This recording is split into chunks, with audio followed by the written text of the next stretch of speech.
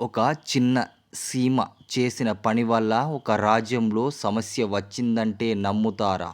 ఒక చేప ఎండిపోవడం నుంచి మొదలైన ఈ కథ చివరికి అందరినీ షాకింగ్‌కు గురిచేస్తుంది.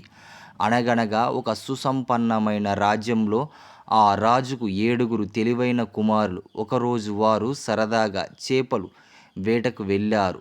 నదిలో గాలాలు వేశారు. 7 చేపలు పట్టారు.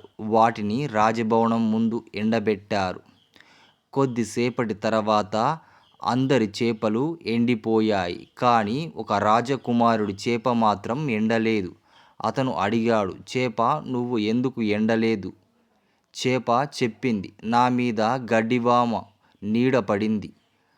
రాజకుమారుడు గడ్డివామును అడిగాడు. అది చెప్పింది, ఆవు నన్ను మేయలేదు. ఆవు చెప్పింది, జీతగాడు నన్ను మేతకు తీసుకువెళ్ళలేదు. జీతగాడు చెప్పాడు, అవ్వ నాకు భోజనం పెట్టలేదు.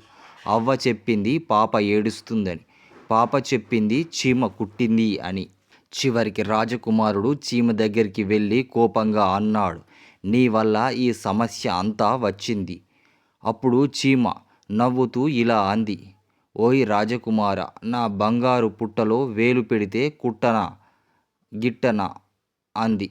ఆ మాట విన్న రాజకుమారుడు ఆశ్చర్యపోయాడు. తన తప్పు తెలుసుకుని నవ్వుకున్నాడు. నీతి: ప్రతి ఒక్కరికి వారి హద్దు ఉంటాయి. వాటిని దాటితే ప్రతిస్పందన సహజం.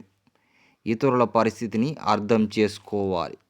ఒక బిందె కష్టపడి సంపాదించిన డబ్బు రెండింతలు చేసింది. కానీ దొంగ డబ్బును పూర్తిగా మాయం చేసింది. ఈ రహస్యమేమిటో మీకు తెలుసా? రంగాపురం అనే గ్రామంలో భీమయ్య, రుక్మిణి అనే దంపతులు ఉండేవారు. వారికి చిన్న పొలం మాత్రమే ఉండేది.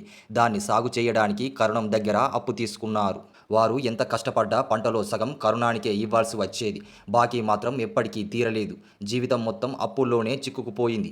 ఒకరోజు పొలం దున్నుతుండగా ఒక ఇత్తడి బిందె తగిలింది. దాన్ని ఇంటికి తీసుకువెళ్ళి తెరిచిన వెంటనే దానిలో నుంచి ఒక గంధర్వుడు బయటకు వచ్చాడు. ఆ గంధర్వుడు ఇలా అన్నాడు, ఈ బిందెలో కష్టపడి సంపాదించిన డబ్బు వేస్తే అది తెల్లారేసరికి రెట్టింపు అవుతుంది. కానీ అక్రమంగా సంపాదించిన డబ్బు వేస్తే అది సగం అవుతుంది.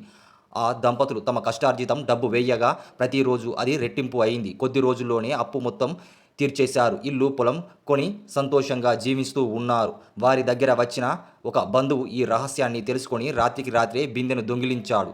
అతను అక్రమంగా సంపాదించిన డబ్బంతా బిందెలో వేసి నిద్రపోయాడు. కానీ తెల్లారేసరికి డబ్బు సగమైపోయింది. కోపంతో మిగిలిన డబ్బు, బంగారం అన్నీ వేయగా తెల్లారేసరికి డబ్బుతో పాటు బిందె కూడా మాయమైపోయింది.